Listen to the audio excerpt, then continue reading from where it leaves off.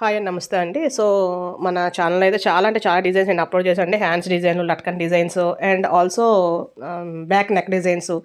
అలాగే మన చుట్టూ ఉండే సన్నివేశాలు కోసం మాట్లాడుకుంటూ అయితే సరదాగా చాలా అయితే వీడియోస్ ఉన్నాయండి. ఒకసారి వాచ్ చేయండి. సో, ఈరోజు ఏంటంటే అండి, ఇది యాక్చువల్‌గా చూడండి, నేను ఐరన్ చేస్తున్నాను ఇప్పుడు. ఆ ఐరన్ చేసే బ్లౌజుకి మీకు చూపిద్దామని చెప్పి నాకు ఐడియా వచ్చింది. ఇది యాక్చువల్‌గా సైడ్ ఏంటంటే మనకి కింద ఫోల్డ్ చేసిన తర్వాత ఇది చూసారా, బ్లౌజ్ మధ్యలో ఫోల్డ్ చేసింది. కింద మనకు స్ట్రెయిట్‌గా ఉండాలి కదా! చూసారు కదా, స్ట్రెయిట్‌గా లేకుండా కర్వ్ కనిపిస్తుంది మీకు. ఇక్కడ నార్మల్‌గా మనకి ఎలాగ ఉండాలి, ఇక్కడ స్ట్రెయిట్‌గా ఉండాలి. స్ట్రెయిట్‌గా లేకపోతే మనకి ఏంటంటే ఎగుడు దిగుళ్ళు వస్తాయి. సో, ఇలా కొంచెం కర్వ్‌లా వచ్చింది. కర్వ్‌లాగా వచ్చి ఇటువైపు సైడ్ ఏదైతే జాయింట్ ఉందో, ఇక్కడ సైడ్ జాయింట్ ఉంది కదా, ఇలా స్ట్రెయిట్‌గా ఉండవలసింది కర్వ్ వచ్చింది. అండ్ సైడ్ జాయింట్ ఏదైతే ఉందో ఆ సైడ్ జాయింట్ దగ్గర కొంచెం ఇలా కిందకు వస్తుందన్నమాట. కొంచెం ఇలా కిందకి దిగినట్టు వస్తుంది. సో, ఆ దిగినట్టు రావడం వల్ల మనం బ్లౌజ్ ఏసేసుకున్న తర్వాత ఈ మిగతా అంతా బాగానే ఉంటది గానీ, ఈ సైడ్‌కి వచ్చేసరికి ఈ కిందకి ఇలా కిందకి వచ్చినట్టు వస్తదనమాట. ఇక్కడ కొంచెం తగ్గించుకోవాలి. ఎక్కడ తగ్గించాలి? కటింగ్ చేసేటప్పుడు. చూసారా, ఇలా కిందకి వచ్చినట్టు వచ్చింది. అది మనకి ఇక్కడ ఎలా కనిపిస్తుంది కానీ బ్లౌజ్ ఏసుకున్నాక చాలా గలీజ్‌గా ఉంటది. బాగోదు అంతగా. సో, అలా చేయడం కోసం ఏం చేయాలి మనం?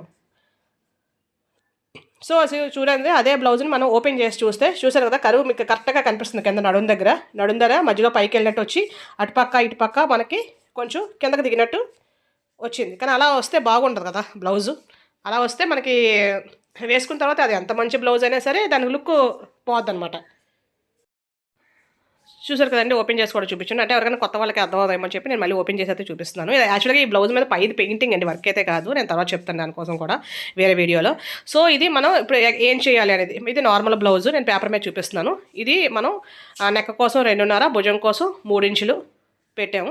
అలాగే కిందకి మనది 6 అయితే 6, 6.5 అయితే 6.5, మన మన ఇష్టం. అది మన మన కొలతలు, మన ఇష్టం కాదు, మన కొలతలు ఏదైతే ఏది వేసి లూజ్ పెట్టేసి అంతా మనం డ్రా చేసేసిన తర్వాత ఇది స్క్వేర్ నెక్ డ్రా చేసాను. రౌండ్ అయితే రౌండ్ డ్రా చేసుకుంటాం.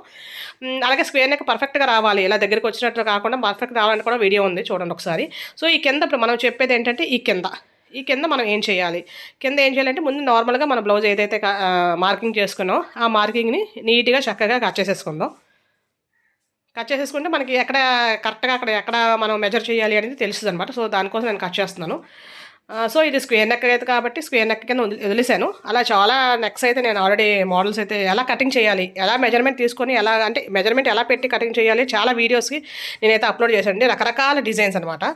సో, ఎలా వచ్చింది దాన్ని మనకి, ఎలా వచ్చిన తర్వాత మనకి ఇక్కడ ఎలాగుంది కింద నార్మల్గా ఇక్కడ చూడడానికైతే స్ట్రైట్గా కనిపిస్తుంది. పేపర్ కాబట్టి స్ట్రైట్గా కనిపిస్తుంది మనకి.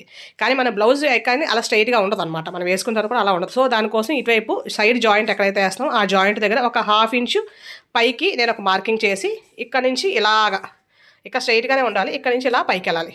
బ్లౌజ్ మొత్తం అక్కర్లేదండి, ఓన్లీ ఆ సైడ్ పార్ట్ వరకు మాత్రం ఇదంతా వచ్చి ఇలా దీన్ని కలిపేయాలి అంతే. కింద ఇంక ఇక్కడ ఏం చేయక్కర్లేదు, ఓన్లీ సైడ్ మాత్రమే ఒక 1/2 ఇంచు మనం పైకి పెట్టాలి. అలా పైకి పెడితే మనం మామూలుగా కట్ చేసినప్పుడు చూసారు ఇప్పుడు కూడా స్ట్రైట్గానే కనిపిస్తుంది. కానీ మనం కుట్టేసి వేసుకున్న తర్వాత ఆ కిందకి అది ఇలా సాగినట్టు వస్తాయి. సో, అలా రాకుండా ఉండడం కోసం మనం ఏంటంటే ఇలా చేస్తాం. ఇది 13.5, 14, 14.5 ఇంచుల వరకు అయితే ప్రాబ్లం ఉండదు. ఇలాగ ఒక 1/2 ఇంచు పైకి ఎత్తి చేస్తే. కానీ అలా కాకుండా కొన్ని బ్లౌజెస్, యాక్చువల్ నా బ్లౌజ్ కూడా నేను 15.5, 16.5 కూడా పెట్టుకుంటాను కొన్ని బ్లౌజెస్, అంటే బాగా వెనక్కి కింద ఉండాలి.